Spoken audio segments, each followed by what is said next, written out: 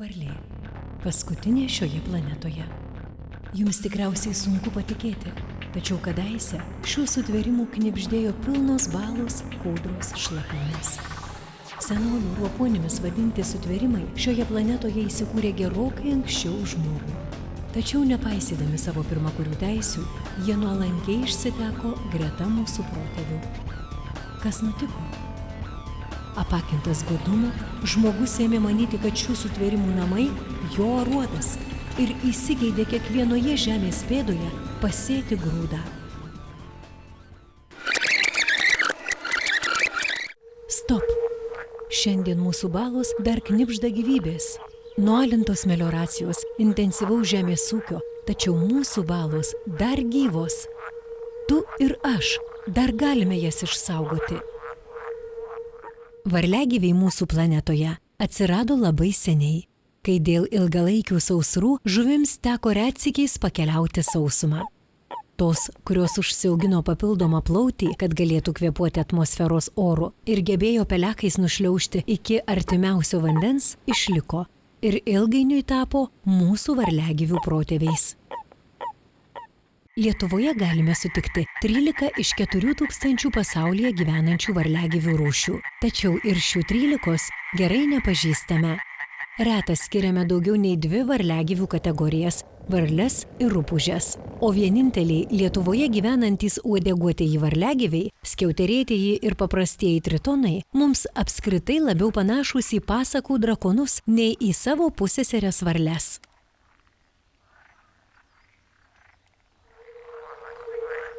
Išgirdus pirmą kartą, net sunku patikėti, kad tokį gaudimą baloje gali sukelti mažos rupūžaitės, raudonpilvės kūmutės, žmonių neretai balų gegutėmis vadinamos.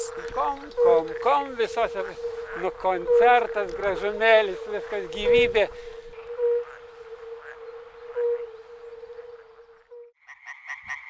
O štai čia europinė medvarlė. Vos kiek už 5 centų monetą didesnė varlytė, galingų balsų pranokstanti visas savo didžiasias giminaites. Lietuvoje jų belikę vos 2000. Tai pirmas toks atvejis buvo, kieme savo buvo tokių padėklų štabelukas pridėtas ir einu ir galvoju. Bet kad mano vaikas nei vienas tokio žaislo neturėjo, galvoju, kasgi čia yra per žaislas. Aš artėju prie tų padėklų ir siekiu tą žaislą. Jis sukrutėjo, galvoju, jau čia man akyse vaidenas ar kas čia, žiūriu varlytė. Dažnas nuščiūva išgirdęs, kad Lietuvoje gyvena baliniai vėžliai. Dzūkų gelažinėmis varlėmis vadinami. Tačiau vyresni kaimo dzūkai apie seirijus, veisiejus, merkinę be vėžlių nebeįsivaizduoja savo gyvenimo. Bet su vėžliais tai taip. Dabar einam ant kiemo, parsineša močiutė pieną įpila. Ir nežinau, tie vėžliai gerdavo, negerdavo pieną, bet pieną vis laik pildavo. Būdavo tokie didelė vėžliai, kokia didelė lėkštė. Na žinoma, sunkiausia patikėti, kad tokiam, sakykime, ropliam atšiauriame klimate, kai teritorijoje gyvena baliniai vėžliai ir jie veisiasi ir peržiemoja mūsų tas šaltas žiemas. Baliniai vėžliai pergyvena ne vieną dzūkų kartą. Šie ilgaamžiai gali sulaukti net 100 metų. Retų varliagyvių aplink balose ir aplink jas apstu. Štai česnakė, rupūžaitė katės akimis, kuri ištikus pavojui gali vos per minutę užsikasti po žemę. Nendrinės rupūžės mėgsta gyventi atokiau viena nuo kitos, todėl pavasarį joms tenka labai garsiai plyšauti, kol viena kitą prisikviečia. O štai žalioji rupūžė, gebanti išgyventi net labai ekstremaliomis sąlygomis, kai pritrūksta vandens ar ilgam stoja karščiai. Tačiau net šiai kantruoliai dėl buveinių stokos gresia išnykimas. Daugiausia šių retų sutvėrimų gyvena Dzūkijoje. Būtent čia jiems tinkamiausios buveinės. Pavasaris skelbia verdiktą. Kas nebuvo gerai įsitaisęs, tinkamą balą susiradęs ar kitur saugiai įsikasęs ir prieš žiemą gerai prisirijęs, amžiams lieka tūnoti po vandeniu. Žiema ir nykstančios buveinės žiauriausi retų roplių ir varliagyvių budeliai. Kasmet mažėjant tinkamų žiemojimo vietų, artinantis žiemai ne visi tinkamai pasislepia, todėl ir pavasario sulaukia retas. Miega varlė, sapnuoja, kaip atsibudusi, ras daug naujų jaukių kūdrų, kuriuose galės neršti.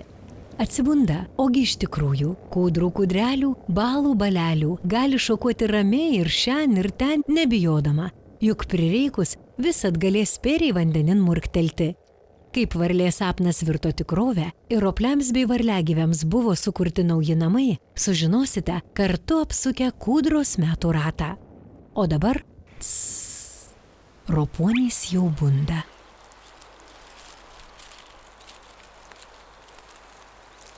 Kas sėkmingai Donelaičio žodžiais peržiemovojo, lenda iš balos pulkais pavasario sveikint. Tačiau džiugesį, kad pavyko išgyventi, netrunka nustelbti nerimas. Ar pavyks laiku susiporuoti, juk nuo to priklauso visos rūšies išlikimas. Išmaniesiems vėžliams šis rūpestis pro šalį. Jie poravimosi strategiją apmąstę dar iš rudens, todėl žiemoti įsitaiso netoli vieni kitų. Dažniausiai tai pastebim pirmą balinį vėžlį ankstyvą pavasarį. Tai priklauso nuo oro sąlygų. Jeigu ankstyvas pavasaris, tai būna ir kovo mėnesį, tik pačios pirmos gražios pavasario dienos, atšilus orams, saulytei pašildžius, išlenda baliniai vėžliai ir jie šildosi ant kupstų, ant akmenų, ant medžio stuobrių. Ir būna jie tuo metu aktyvūs, poruojasi ir tikrai galima juos lengvai pastebėti gamtoje.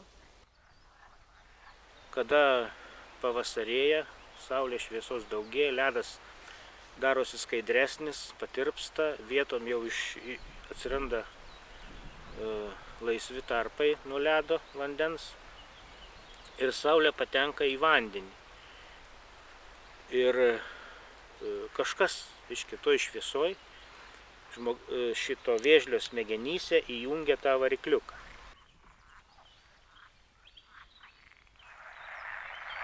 Taupyti pavasarį brangią energiją moka ir kūdrinės varlės. Gyvenimui jos dažniausiai renkasi neišdžiūstančius vandens telkinius. Čia pat pasilieka žiemoti, o pavasarį, vos spėjusios pabusti, gali čia pat ir neršti.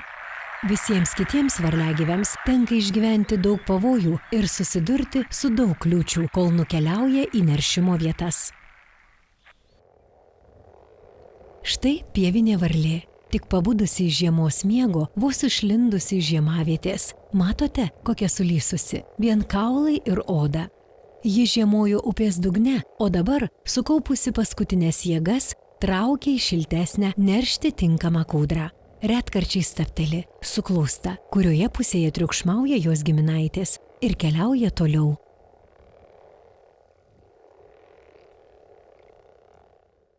Varles, tai ir pievinės stebime, gal tokias iš pirmųjų. Vėliau kūmutės labai įdomu stebėti ir su mokiniais stebime ekskursijų metu, nes jų labai įdomus balsas kūmuoja. Sakom, kaip vandens gegutės, tai vaikams labai patinka tas pavadinimas ir jie ilgam atsimena, atvažiuoja kitais metais ir paklausi, kas čia per varlė, tai jie atsimena ir nesako kūmutė, bet vandens gegutė. Tai tokia viena iš įdomesnių varlių. Taip pat ankstyvas yra ir žaliosios varlės, nutirpus ledui. Galima ir žaliasias varlės, ežerinės, kūdrinės stebėti. Daugelis kitų varliagyvių peržiemoje sausumoje taip pat traukia ieškoti nerštui tinkamų vandens telkinių. Deja, tokiems telkiniams nykstant, kasmet jiems tenka sukarti vis ilgesnį kelią, įveikti daugiau pavojų. Todėl neršto vietas pasiekia vis mažiau gyvūnų. 100 metų tuo pačiu taku keliavo jų protėviai. Taip, tiesiausių kelių instinktų vedamos traukia varlės ir šiandien. Deja, tiesiant kelius į tai neatsižvelgta, todėl pavasarį migracijos vietose kelią nusėja žuvusių varlių kūneliai. migruoja varlės vos keletą parų, tačiau labai intensyviai, ypač naktį. Jei pavasarį po stipresnio lietaus ant kelio pastebėsite varlę ar rupūžę, sumažinkite greitį. Greičiausiai paskui ją atšokuoja dar tuntai labai skubančių jos giminaičių. Smailiasnukės varlės kelionė į nerštavietę trunka 3-4 dienas. Jos gali įveikti net kilometrą. Pirmieji atkeliauja smailiasnukių patinėliai, kurie pavasarį besiruošdami varlių vestuvėms pasidabina žydrai. Kiek vėliau paskui juos atšokuoja ir patelės. Nuo žemės pakėlę patrūnijusi medgalį, ankstyvą pavasarį po juo galite aptikti po žiemos dar apmirusį paprastąjį tritoną. Atšilęs rankose jis ima vikriai sukiotis ir vos pabudęs taip pat skuba į balą pratęsti giminės.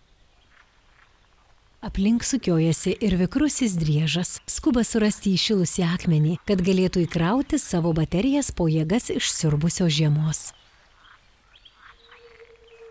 Nuo pavasario iki rudens varlių kurkimas yra neatsiejama gamtos muzikos dalis. Vos pakirdusios iš miego varlės ir rupūžės ima suokti išskirtines melodijas, o šį chorą vis papildo pabudusios naudalės. Vienos tokių mėgėjų ilgiau numigti, kūmutės, pakirsta jau kiek įšilus orui, balandį. Tačiau įstojus joms, kurkimo choras įgauna visai kitą atspalvį. Spėtum viską – skudučių gaudimas, reto paukščio suokimas. Tačiau nesitiki, kad taip giedoti gali rupūžė. Kūmučių meilės melodijos sulaukė išskirtinio tarptautinės auditorijos dėmesio. Jos susirungė Kūmučių Eurovizijoje. Čia vyksta tarptautinis europinių kūmučių dainos konkursas.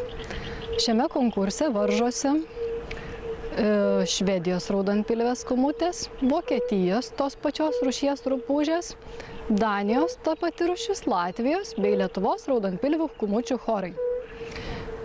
Jų garsai įrašinėjami, talpinami internete ir žmonės balsuoja už labiausiai patikusį chorą. Daugiausias balsų surinkęs choras laimi tarptautinį dainos konkursą. Po ilgos ir įtemptos kovos šią gražiabalsių rupūžių Euroviziją laimėjo lietuviškos kūmutės.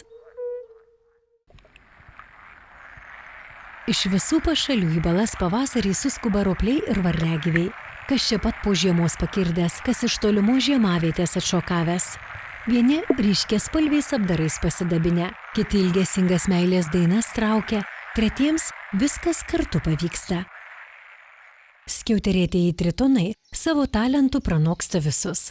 Pateles jie vilioja įspūdingų tuoktuvių šokiu, sukurtų iš 14 skirtingų judesių. Kadangi patinui labai svarbu būti pastebėtam, jis išsirenka pačią atviriausią vandens telkinio dugno vietą, kurioje geriausiai matysis jo šokis ir padarys didžiausią įspūdį patelėms. O ką daryti, kai neturi įspūdingos skiauterės, esi už visus mažesnis ir labai sunkiai pastebimas, mat reikia visų bijoti. Žinoma, rėkti iš visos gerklės, tiksliau rezonatoriaus. Tokią strategiją pasirinkusi mažutė europinė medvarlė. Būdama gerokai mažesnė už visas savo giminaitės, ji gali pasigirti stipriausiu balsu visoje Europoje. Mergaitės nelabai jos į giesmenykės, o pacinukai, tai aš nežinau. Pas mane tai vienas pripratęs po langu miegomo vynuogėm, kažkur kabo ir jis kažkur tai man pasakoja, ar jis tik gal dainuoja, nežinau, ar jis dėkoja, kad aš jų neiškrapštau iš tai. Kitiems sako, kad negražiai. Kitiem ir šitos paprastos varlės, man tai labai gražu, kad pavasarį jos atgyja, tai man jas vietiškai gražu, nes nori nei trobonais. Neršia medvarlės po vandeninę augmeniją apaugusiuose sekliuose vandens telkiniuose, kurių paviršių šildo saulė. Nendrinė rupūžė, kurią galite pažinti pagal dryžį ant nugaros, oriai ir kantriai klausosi. Žaliosios rupūžės poravimosi periodas yra ilgesnis negu kitų varliagyvių. Per jį patinams tenka ne kartą susigrumti su konkurentais. Jei nepavyksta įrodyti savo pranašumo įspūdingų balsu, neretai tenka ir stumtelti konkurentą.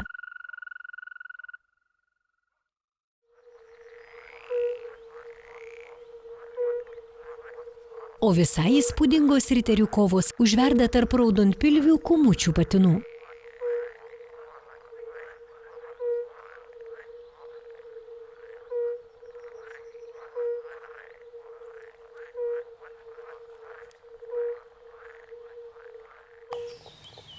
Česnakė šių visuotinių tuoktuvių metu laikosi visai kitos, kukliosios strategijos. Net pavasarį ji išlieka beveik negirdima, patinai tūno po vandeniu. Jų balsai panašūs į švelnų ir tylų tuksenimą, kurį retai nugirsta nežinovo ausis. Išvaizda, ji taip pat stengiasi visiškai susilieti su aplinka. Dešinėje vos galite įžiūrėti šios rupūžaitės akis. Pati česnakė tamsi, nes neršto metu prisitaiko prie aukštapelkės dugno aplinkos. O štai česnakė kairėje yra gerokai šviesesnė, nes ji čia neršte atkeliavo iš kitos žiemojimo vietos.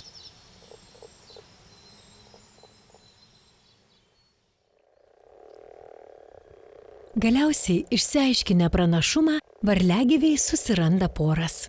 Beuodegių varliagyvių apvaisinimas yra išorinis. Patelė vienu metu išneršia porciją kiaušinėlių, o stipriai į patelę įsikibęs patinas juos nedelsiant apvaisina. Pavyzdžiui, smailiasnukė varlė neršto metu vandens telkinyje išleidžia iki 3000 kiaušinėlių sulipusių į gumulėlį.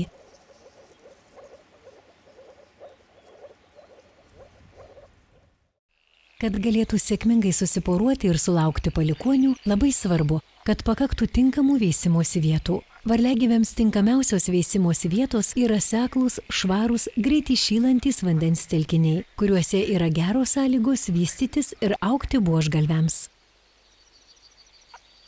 Vėžliai poruotis ima balandį ar gegužę, šylant orams. Tai anksti pavasarį ant šitų kelmų aplinkui dar ledas to kelmo arba ten kupstas, dar reiškia yra pačioj pelkėj ledas, išlenda patinai. Patelės, jie tada sukaupia energiją ir jau gan anksti kovo, sakykime, mėnesio gale, jau galim pastebėti, kaip jie puola poruotis, ieško patelių. Ir dažniausiai būna keli tose jau gausiose populiacijose, ypač pietinėse, ten Turkmėnijoje, tai būna 1:3, viena patelė ir vaikosi jie 3 patinai. Pas mus šiaurėje gaunas atbulai. Gegužės pabaigoje, birželio pradžioje, vėžlių patelės išropoja iš vandens ir keliauja dėti kiaušinių. Neretai net po kelis kilometrus. Kasmet vėžlė keliauja į tą pačią vietą, kol tik toje vietoje išlieka tinkamos sąlygos kiaušiniams vystytis. Išrinkti tinkamą vietą labai svarbi užduotis. Juk vėžliukas turės išsiristi be mamos šilumos, todėl kiaušiniams dėti reikalinga saulės gerai šildoma, sausa, saulėta ir priesmėlio vieta, dažniausiai šlaite netoli vandens telkinio, neretai pamiškėje.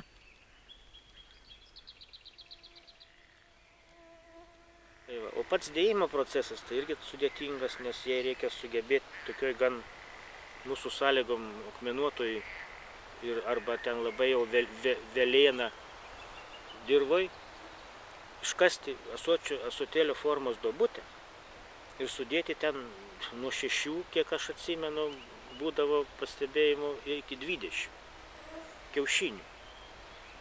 Ir juos negalima sumesti paprastai vieną ant kito. Jinai juos dėdama gaudo su koja ir jas įleidžia.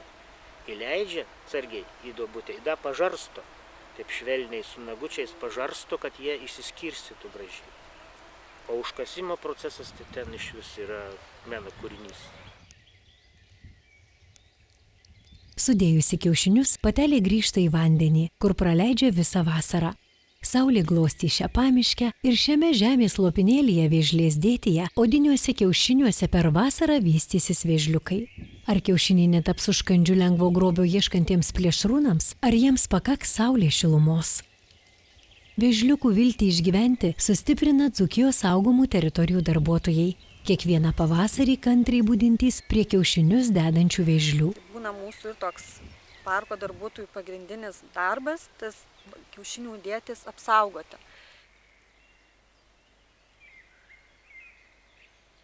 Vieną turiu tokią draugę, vėžlę, kuri tiesiog bando mano kantrybę dėdama kiaušinius.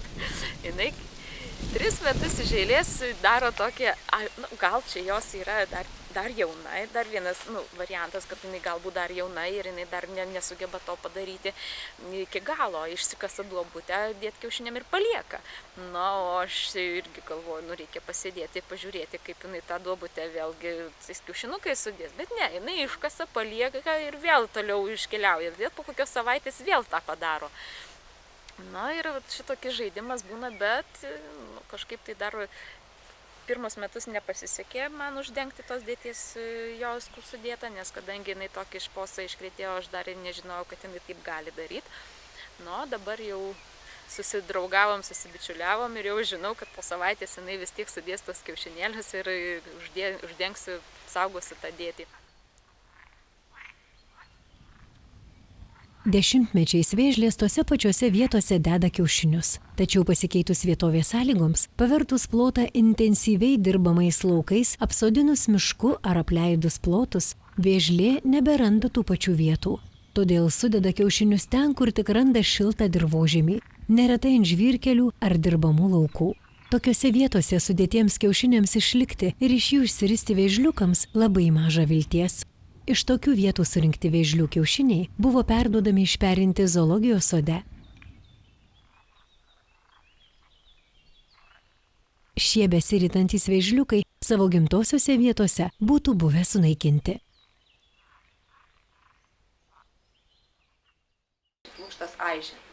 Ir atsiranda tokie tarsi, kaip žemė išdžiūvus, tokie įplyšimai, tokie įtrūkimai nedideli.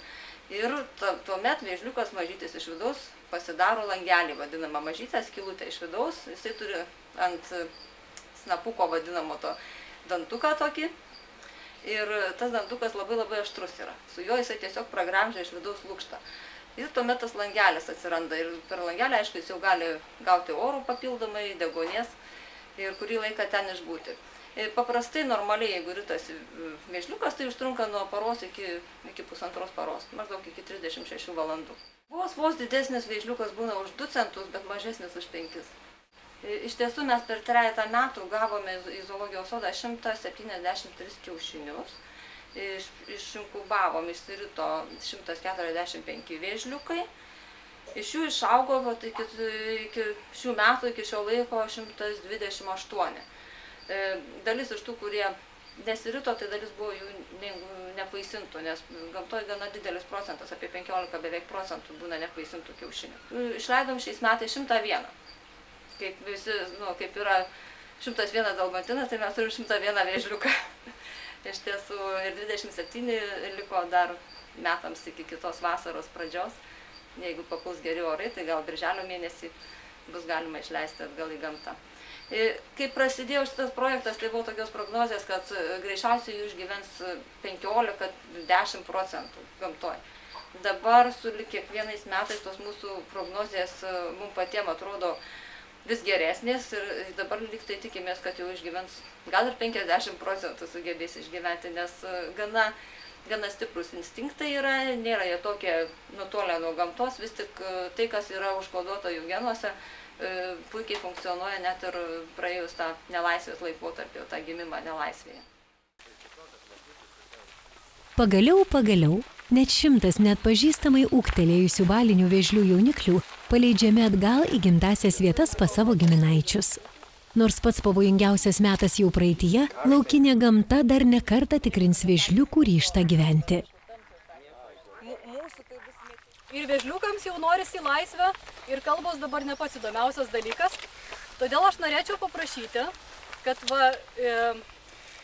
žmonės, sakysim, tie iš tų institucijų, kurie vėliau rūpinsis vėžliukų ateitimi, tai yra Alytaus regiono aplinkos apsaugos departamento atstovas, paleistų vieną vėžliuką. Dar aš norėčiau paprašyti, kad sugalvotų vardą tam vėžliukui. Drapalė. Ir paleisti.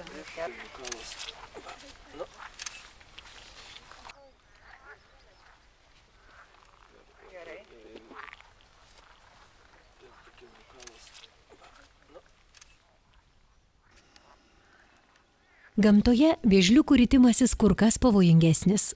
Šiltame dirvožemyje iš kiaušinių vėžliukai išsivysto per 2–3 mėnesius. Tačiau dažniausiai rugsėjį išsiritę vėžliukai žiemoti lieka žemėje. o į paviršių išlenda tik kitų metų pavasarį. Iš kiaušinio išsiritę vėžliukai pirmąją žiemą lieka žiemoti po žeme. Taip jie yra prisitaikę prie jiems atšiaurių mūsų klimato sąlygų.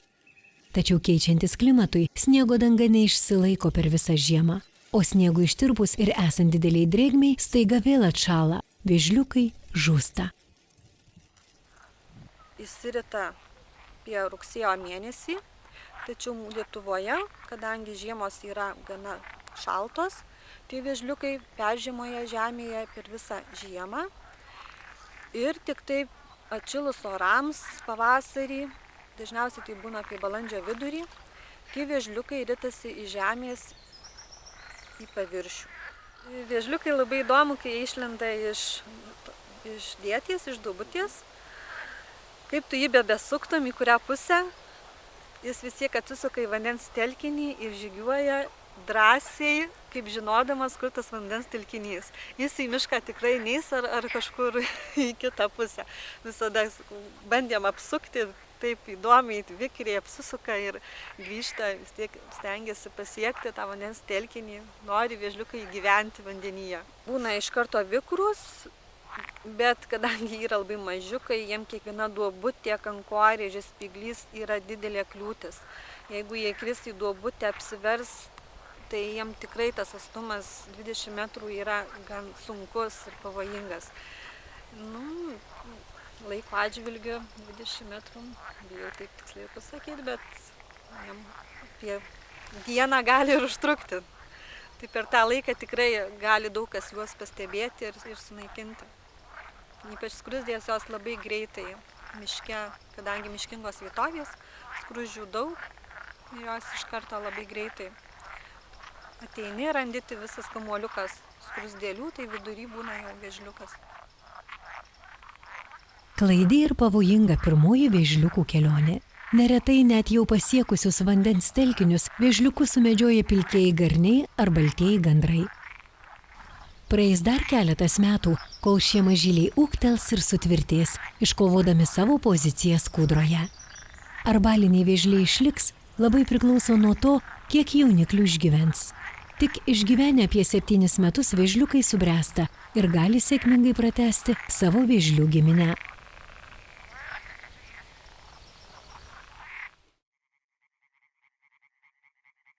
Medvarlėms, kurių pietų Lietuvoje suskaičiuojama vos 2000, riesta ne mažiau nei vėžliams. Siekiant sustiprinti populiaciją, imtasi veisti medvarlės. Šiandien kartu su savo sesėmis šokuoja dar apie 800 nelaisvėje išveistų medvarliukų.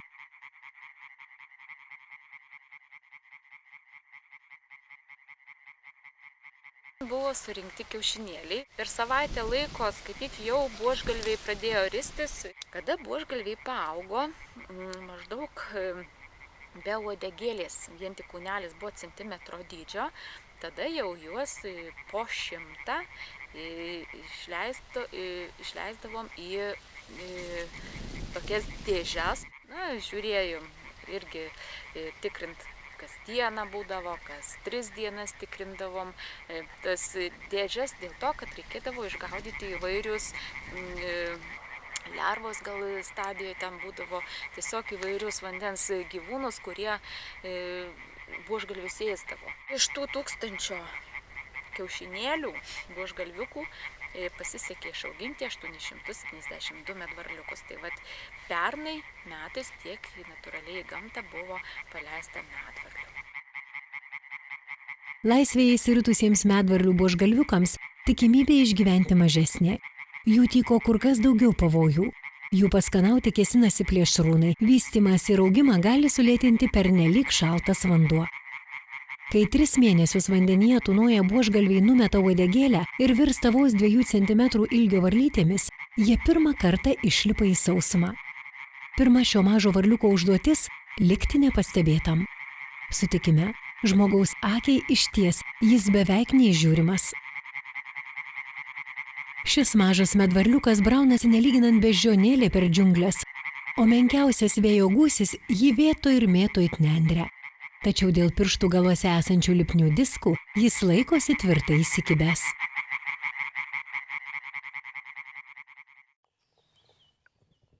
Česnakės buožgalvių apetitas neprilygstamas. Jų burna labai gerai išsivysčiusi, su daugybė smulkių dantukų. Jie graužia dumblius nuo vandenyje esančių daiktų, augalų. Būdami tokie rajus, česnakės buožgalviai pranoksta visus kitus buožgalvius savo dydžiu. Per 3 vystymosi mėnesius jie užauga net iki 16 cm ir kartais būna 3 kart didesni už suaugusią česnakę.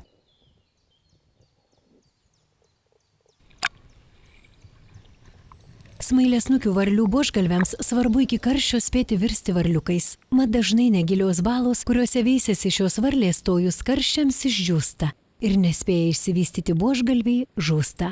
Tačiau tokias balas smailiasnukės renkasi neatsitiktinai. Augantis buožgalviai ir švieži varliukai mėgstama žuvų ir kitų vandens plėšrūnų užkandis. Išdžiūstančioje baloje grobuonių kur kas mažiau. O šis uodeguotas padarėlis užaugęs ne tik uodegos nepames, bet dar ir skiauterę užsiaugins. Tai tritono lerva. Skiauterėtojo tritono lerva beveik 2 didesnė už paprastojo. Šis dydžio skirtumas išlieka ir suaugus. Skiauterėtojo tritono lerva labai raji. Stojus badui doroja viską iš eilės, nesibodi užkrimsti ir savo giminaitės paprastojo tritono lervos. Abiejų rūšių lervos, kaip ir tritonai, plėšrios, todėl joms anksti išsivysto dantys, kuriais lengvai doroja maistą – zooplanktoną. Lervos vystosi lėtai, pamažu joms sunyksta išorinės žiaunos, susiformuoja plaučiai, vystosi odos struktūra. Tritoniukai iš lervų įsivysto per 2-3 mėnesius ir pradėję kvėpuoti plaučiais, lipa į krantą ir neria slėptis.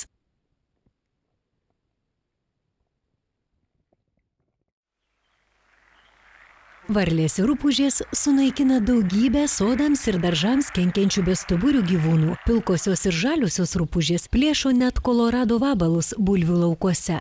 Varliagyviai taip pat sunaikina daug pavojingų ir įvairias ligas platinančių kraujasiurbių vabzdžių. Už ramesnius vasaros vakarus turime būti dėkingi kūmutėms, tritonams ir jų lervoms. Būtent jie vandenyje sunaikina daugiausia uodų ir kitų dvisparnių lervų. Skraidančius uodus ir mašalus prie vandens išgaudo jaunikliai. Kasgi yra didžiausia grėsmė retų varliagyvių ir roplių išlikimui? Gal gandras, kurio šešėlio bijo kiekviena varlė? Gal lydekos, sutaršančios buožgalvius be gailesčio?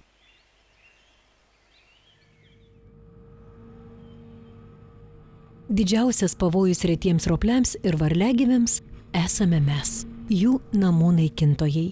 Daugiausia buveinių ir veisimosi vietų sunaikino ir tebenaikina melioracija. Nusausinamos šlapios pievos, balos, su žeme sulyginamos kūdros, ištiesinami ir į griovius sustumiami maži upeliai, sausinami šlapi miškai. Ir aplamai aš ant melioratorių visada buvau piktas ir dabar tebesu piktas. Jie sugadino kraštovaizdį visų. Ir iš tikrųjų, aplink mano namus tai buvo nepaprastai gražu. O dabar, kad grįžtų, tai aš niekam nevaistaučiam savo žemę šiek tiek kažkutį. Daugiausia retų roplių ir varliagyvių išliko pietų Lietuvoje. Ne tik todėl, kad tai šilčiausias kraštas mūsuose, bet ir todėl, kad jį melioracija nuniokojo mažiausiai. Bene rečiausiai iš visų roponių galime sutikti medvarlę, vos keliose vietose Varėnos ir Lazdijų rajonuose. Kaip sufleruoja pavadinimas, medvarlės gyvena ten, kur yra medžių. Medžiais ir krūmais apaugusiuose upių senvagėse, apleistų kanalų pakrantėse, šlapiuose krūmuotose pievose. Dažnai nesikuklina ir visai žmogaus pašonėje įsikurti. Apsigyvena sodybų kūdrose. Medvarlė geba spalva prisitaikyti prie buveinės sąlygų, kaip ši obels kamieno spalvos varliukė.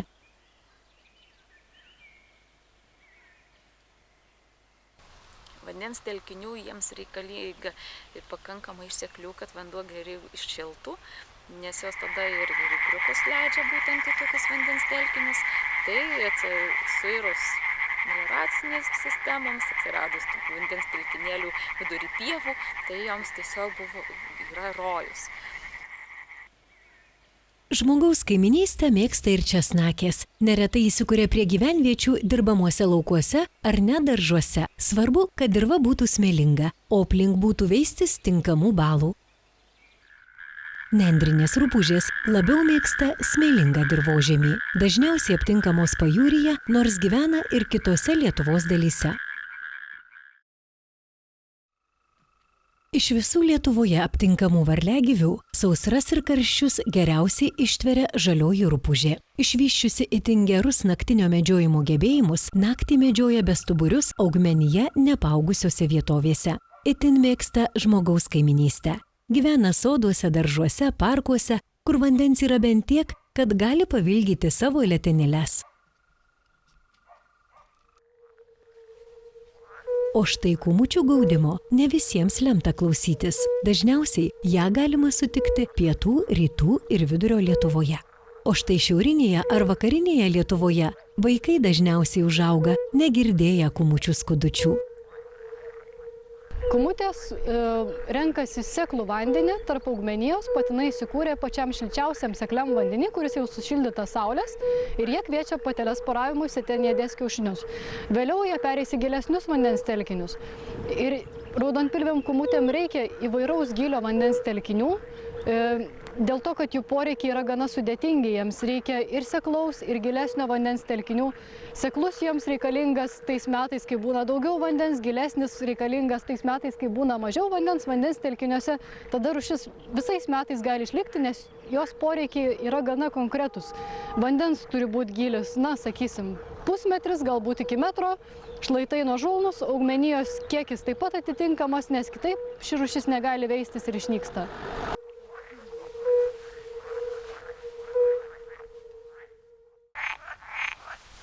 Jei jums, kada tektų aklosiomis spėti sutiktos žalios varlės rūšį, sakykite, kad tai didžioji kūdrinė varlė. Veikiausiai pataikysite. Mat būtent tai yra dažniausiai ir labiausiai paplitusi žaliųjų varlių rūšis. Tačiau tam, kad ją sutiktumėte, veikiausiai teks pasinerti po vandeniu. Būtent čia jos praleidžia beveik visą savo gyvenimą. Į krantą išlipa tik medžioti arba sušilti. Ir paprastieji, ir skiauterėtieji tritonai mėgsta seklius telkinius. Svarbu, kad netoli vandens telkinio būtų brandaus, ypač lapuočių miško, mat jie mėgsta žiemoti po trūnijančią medieną. Paprastieji tritonai dieną slepiasi urveliuose ar po rąstais arba akmenimis, o aktyvūs būna nakties metu. O vikrusis driežas buveiniai visai neišrankus. Jam tik svarbu, kad būtų šilta ir daug saulės, prieš kurią jis galėtų šildytis. Reti pušynai, pamiškės, miško laukymės – puiki vieta. O jei ten dar yra krūvelė akmenų ar įšildomas smėlėtas šlaitas – rojus driežui.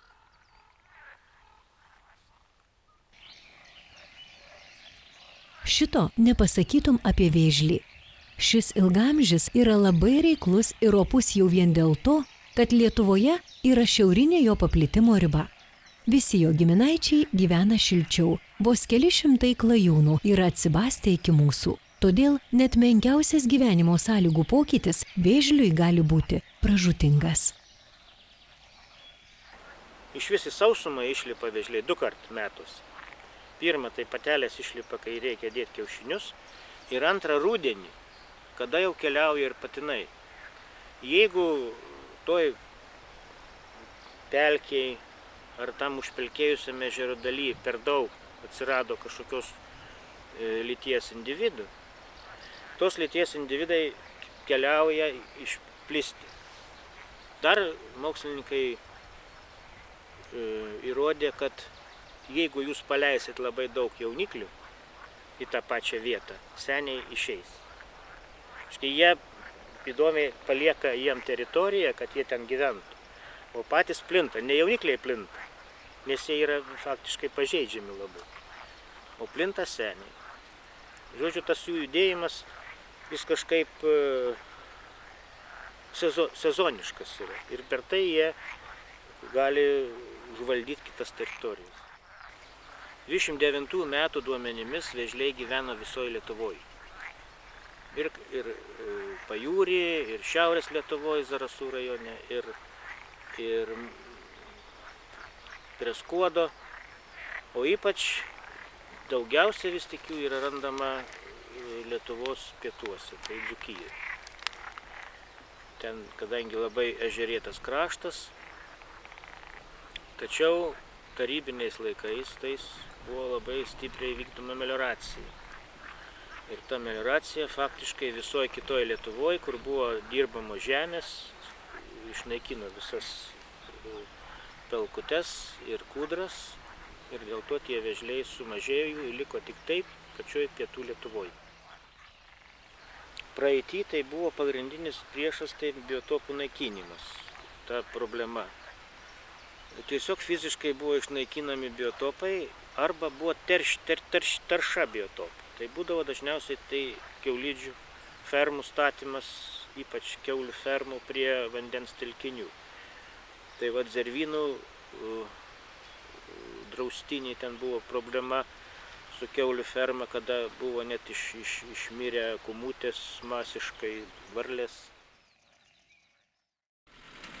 Tradicinio žemės ūkio nykimas ir laukų vertimas intensyvaus žemės ūkio masyvais ropliams ir varliagyviams pražūtingas. Jei vientisame monokultūrų lauke netyčia ir aptiksime kokią užsilikusią kūdrą, tai ji veikiausiai jau bus beaužėlinti dėl pernelyg intensyvaus tręšimo. O jei per klaidą ten ir bus užsilikusi kokia varliukė, tai ją nedelsiant iš ten išrūkys pesticidai ir herbicidai, nutekantys nuo intensyviai dirbamų laukų. Išlikusios buveinės labai greitai užželia, nes išnykus smulkiems tradiciniams ūkeliams nebenuganomos pakrantės, užželia įprastos vėžlių kiaušinių dėjimo vietos, jaunikliams sunku prasibrauti iki saugių buveinių per išvešėjusią augmeniją.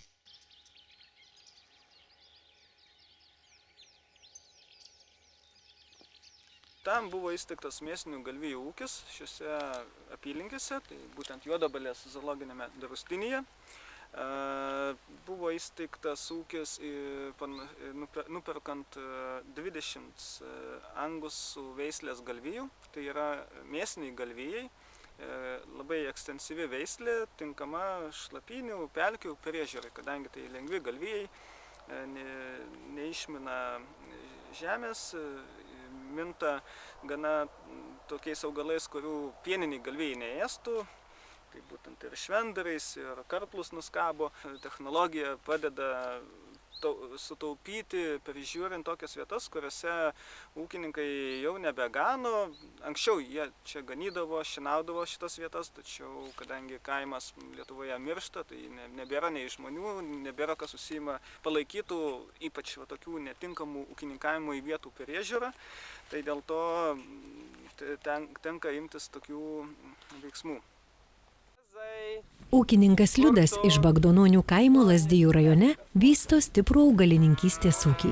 Tačiau jis neskuba suarti kiekvienos žemės pėdos, nors ir gerai žino, kad pelnas nuo jos įkapsėtų. Už beatodairišką pelno siekimą Liudui svarbesni baliniai vėžliai, su kuriais susipažino dar mokykloje. Šiandien jis pats padeda išsaugoti vėžlius ir jų buveines. Negrįžau atgal į kaimą. Aš iš jo neišėjau. Taip galima sakyti. Nuo mažens tas žemės ūkis traukė, tėvai žemdirbiai, sakant, prie tos žemės kvapas viliojo. Dėl to ir neišėjau į miestą. Pikau kaime prie karvių. Galvijai nuskabo virš vandens iškilusią augmeniją, sulėtina užžėlimą bei leidžia formuotis reikalingoms augalų bendrijoms. Ganant sukuriamos mozaikiškos buveinės, tinkamos ne tik ropliams ir varliagyviams, bet ir paukščiams. Taip pažabojamos nendrės ir krūmų atžalos, neleidžiama sekliems vandens telkiniams užželti. Kadangi šitose atvirose vietose neršia ir varlės, taip patys vėžliai šildosi saulėkaitoje, tiek tilvikiniai paukščiai gali naudoti tokias atviras vietovės. Tai yra labai geras efektas pasiektas ūkininkaujant. Kadangi jos labai savarankiškos ir pačios vienos susiranda vėžliukus, o jiems padeda judėti vėžliukams tokiu būdu, kadangi nutrypia ir nuėda žolę. Tūkstančius metų ropliai ir varliagyviai savo išvaizdą bei elgesiu taikėsi prie buveinės sąlygų, kad sugebėtų pasislėpti nuo plėšrūnų, maitintis, pratęsti giminę. Ar galite įsivaizduoti, koks šokas ištinka vėžlę, kuri pusšimtį metų dėjusi kiaušinius toje pačioje vietoje, vieną pavasarį randa jį apsodintą mišku, o varlę, kuri po žiemos atšokavusi į savo veisimosi vietą, randa ją numelioruotą. Vargšiai tik ir lieka blaškytis kadaise žalia buvusią pievą, motiniškai slėpusią ją nuo plėšrūnų. Pieva dabar virtusią juodu arimu ir tartum ant padėklo siūlančią varlę parskridusiam alkanam gandrui. Iš pirmo žvilgsnio visos varlės įprastai skiriamos į dvi kategorijas – žaliasias ir rudasias. Kūno spalva nusako varlių gyvensenos ypatumus. Žaliosios varlės vandenyje praleidžia didesnę gyvenimo dalį nei rudosios. Žaliosioms varlėms, tokioms kaip mažoji kūdrinė ir didžioji kūdrinė bei ežerinė varlė, žalia kūno spalva padeda gerai pasislėpti tarp vandenyje ar pakrantėje augančių žalių augalų, o rudosios lengviau pasislepia pievose ir miškuose. Kaip sufleruoja pavadinimas, česnakė unikali savo gebėjimu apsiginti skleisdama aštrų česnako kvapą. Tam pačiam draustinyje, kur gyvena baliniai vėžliai, Juodabalės zoologiniam draustinyje, irgi tekę stebėti česnakių. Įdomu tas, kad česnakės jos įsirausia į žemę. Ir pavojaus metu, kai jos įsigąsta, jos skleidžia česnako kvapą, dėl to tas jų pavadinimas toks kilęs, česnakės, įdomesnis. Ir jų akių vyzdys yra vertikalus, ne horizontalus. Gynybos nuo plėšrūnų srityje neprilygstama strategija yra raudonpilvė kūmutė. Karpuotoje kūmučių odoje yra liaukų, kurios išskiria balsvą nuodingą aštraus kvapo skystį. Tai nuodingiausi mūsų šalyje gyvenantys varliagyviai. Pas mus yra durpingi tamsus biotopai. Tai jeigu, pavyzdžiui, durpingam biotopė plaukia juodas vėžlys su šviesiom ten gelsvom dėmelėm, jis faktiškai išnyksta. Ir jeigu jūs plėšrūnas koks nors, kadangi vis tik istorija yra tokia, kad juos medžiojantis padarai buvo iš viršaus. Ne iš vandens dugno, bet labiau iš viršaus. Dėl to jie maskuojantis spalva jų yra viršutinė. Tai šarvas buvo reikalingas. Vienas iš to šarvo funkcijų, viena iš tų funkcijų buvo tai, kad mažindavo radiacijos patekimą į organizmą. Nes kada saulės, tada jų istorijos pradžioj balinių vėžlių ir iš vis vėžlių buvo labai stipri saulės radiacija, tai šarvas mažindavo ją. Be to, kadangi jie visiškai faktiškai yra kurti garsams ore, jie jų negirdi.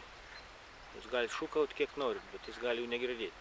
Bet jeigu jūs treptelsit koją į žemę, arba tiesiog vandenį, ten numesit akmenuką į vandenį, jie labai gerai jaučia žemo dažnio virpesius. Šarvas jisai atlieka tam tikrą funkciją. Ir gelbsti, aišku, nuo plėšrūnų. Jau jį taip netaip lengva yra sugauti ir suėsti. Balinis vėžlys labai gerai mato ore ir vandenį. Jo akių struktūra yra tokia, kad jis girdi garsus vandenį, bet negirdi garsų, ką mes girdime ore, bet jis labai gerai mato ir užuodžia. Labai gerai užuodžia. Ir jis maitinasi pas mus pelkėse daugiausiai tai bestuburiais. Bestuburiai, ten lervos visokios, skėčių lervos ir varliagyviai. Ir faktiškai jis maitinasi viskuo, ką gali pagauti. Jeigu ten bus koks gyvūnas nustipęs, jis gali maitintis ir dvėseliną. Ir kažkaip, kur didesnės populiacijos, tai jis atlieka kaip ir sanitaro funkciją. Iki 100 metų šie ilgaamžiai išgyvena ir todėl, kad naudojasi labai išvystyta apsaugos nuo plėšrūnų strategija. Vėžliai puikiai jaučia grunto virpesius, kuriuos sustiprina šarvas, ir po vandeniu sklindančius virpesius. Kad apsidraustų nuo netikėtų pavojų, net išropoja iš vandens, vėžliai laiko į vandenį panardintus vienos kojos pirštus ar uodegos galiuką. Pažinti pilkąją ar žaliąją rupūžę, sutikite, lengvai galima pagal spalvą. Nendrinę rupūžę galima atpažinti pagal šviesią juostą išilgai nugaros. Visos rupūžės aktyviai medžioja naktį. Nendrinė rupūžė sutemose greitai laksto ieškodama maisto. O žaliosios rupūžės net įsigudrino laukti, kol grobis pats pas jas atskris. Todėl gyvenvietėse dažnai įsikuria prie gatvės žibintų.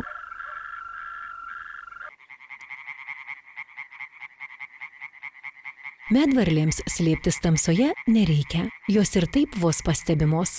Pirštų galuose esantys lipnūs diskai leidžia medvarlėms kabarotis medžiais išsilaikyti ant vėjyje siūbuojančių lapų. Gyvenimo būdas tai aišku, kad ypatingas, visos varlės ant žemės tupi, jį gali ir ant medžio kaboti, aktinidijų krūmė pas mane kokių 5-6 metrų aukštyje. Sauti patinukai vakarais kalbina, gal ten ir nelabai maloniais balsais, bet įdomiais. Ir jau jų tas būdas visiškai kitoks nei šitų varlių. Įdomios, paėmėm pirštą, jį prisikabina. Tokiuose atokaituose, kur nedidelis telkinys vandens, bet kur mažiau to vandens. Ir tokiuose vietose visur jų yra tarp visokių ir dekoratyvinių krūmų, ir vaiskrūmių. Visur yra ant kiemo tiesiog. Vynvogėse po vynvogėm, ant vynvogių būna.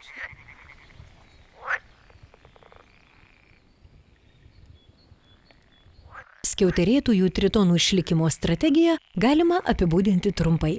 Ryju, kas telpa į burną, lervos ir suaugėliai yra plėšrūs, griebia viską, ką tik geba praryti. Vandenyje nepasisotina vien smulkiais vandens gyviais, kimba ir į varlių kiaušinėlius ar buožgalvius žuvų ikrus. Sausumoje minta sliekais, vabzdžiais, šliužais ir kitais smulkiais bestuburiais. Panašus ir paprastųjų tritonų valgiaraštis, gal tik kiek kuklesnis.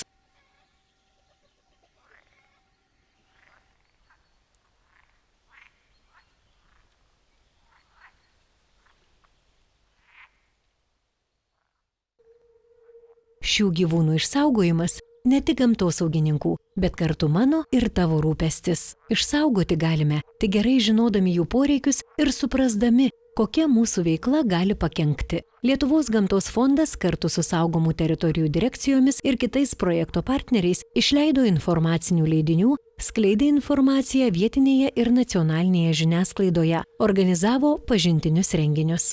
Daugiausia dėmesio, žinoma, skirta dzūkams, juk jų pašonėje gyvena daugiausia retų roponių. Patiems mažiausiems, kurie retų rūšių išlikimu rūpinsis ateityje, organizuotos specialios pažintinės pamokėlės. Vedam pamokas rajoninėse mokyklose. Vaikai tikrai domisi ir jie gan nemažai žino, nes tos vietovėse, kur gyvena baliniai vėžliai, tai jiem labai įdomu apie tuos vėžlius kalbėti, nes jiem ir dieduliai būna pasakoja, jeigu ir patys nematę. Tik tiek, kad jie mažai žino apie jų biologiją, ekologiją, apie jų apsaugą, kaip padėti tam baliniui vėžliui.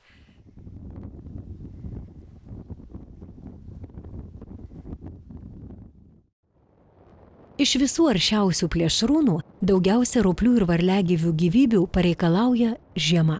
Nei maskuojanti spalva, nei gebėjimas apsimesti nugaišusiu ar nuodų porcija čia jau nebegelbsti. Viskas priklauso nuo to, kaip gyvūnui pavyksta susirasti tinkamą žiemojimo vietą. Ar galės grįžti į tą pačią, kur metų metai žiemojo jo protėviai patikima ir išbandyta? Ar ras ją išdraskyta? Ir teks traukti ieškoti naujos, nežinomos, nepatikimos, teikiančios mažai vilties sulaukti pavasario. Baliniams vėžliams pačios pavojingiausios pirmosios žiemos. Tik labai maža dalis vėžliukų sėkmingai peržiemoja pirmasis žiemas. Balinis vėžlys žiemoja pakankamai turtinguose miškuose, turiu omeny, kad tuose miškuose yra tiek medžių rūšis tokia įdomesnė, įvairesnė, gal daugiau yra lapuočiai medžiai, tai ir juodalksnis reikalingas, kad būtų, nes tai irgi būtent tai, kad yra šlapių vietų augalas medis ir automatiškai tai yra jau pastoviai ištisus metus esantis daug vandens, turintys vandens telkiniai. Tos žiemojimo vietos išskirtinės dar tuo, kad nėra tokie dideli miško masyvai, sakyčiau. Prie to miško, tos žiemavietės, maždaug kažkur tai iki pusės kilometro atstumu turi būti jau pieva, sausesnė vieta, aukštesnė vieta ir nedideli vandens telkinukai, kurie pakankamai gerai įšylantys. Vandenyje varlės ir rupūžės gali žiemoti todėl, kad jų oda išraizgyta daugybės plonų kraujagyslių, kurios vandenyje organizmą aprūpina deguonimi. Tačiau net tai neužtikrina, kad jos sulauks pavasario. Ant dugno žiemojančios varlės puikus grobis vandens plėšrūnams. Ropliai ir varliagyviai jau smenga į sapnus. O mes skubame vykdyti pažadą ir papasakoti, kaip varlės sapnas apie naujus namus virto tikrovę. Per keletą metų, siekiant sukurti naujas ar išsaugoti senas buveines, iškasta ar atnaujinta 216 nedidelių vandens telkinių. Pagrindinė rūšis yra balinis vėžlys, taip pat projektas daug dėmesio skiria raudonpilviai kulmutei, europiniai medvarliai, skiauterėtam tritonui bei keletui kitų varliagyvių ir roplių rūšių. Šios rūšys yra nykstančios, kadangi nyksta joms reikalingos buveinės. Seklūs, šilti, švaraus vandens, nuožulniais šlaitais vandens telkiniai. Todėl projekto eigoje tokie vandens telkiniai yra atkūrinėjami. Šie vandens telkiniai atkūrinėjami taip, kad būtų sukurtas ekologinis tinklas tarp saugomų teritorijų ir nykstančios rūšys nebūtų izoliuotos vien tik joms sukurtuose draustiniuose. Taip išsipildė ne tik varlių, bet ir kitų retų varliagyvių ir roplių sapnas. Kitą pavasarį jie atbus laimingi, gal net daugiau jų peržiemos, nes bus radę tinkamas žiemojimo vietas. Skubės ir lengviau ras tinkamas veisimosi vietas ir taip dar keletą pavasarių.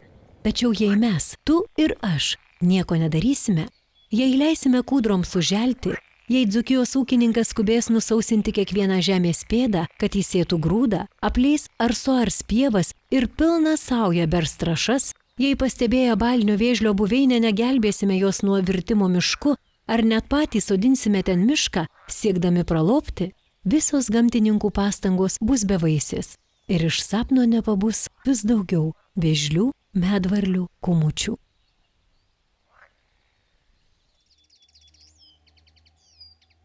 Žmogus ir opuonys visuomet išsiteko greta. Jie gyveno šalia mūsų protėvių, dar gyvena šalia mūsų. Tavo ir mano valia, ar jie gyvens šalia mūsų proanūkių.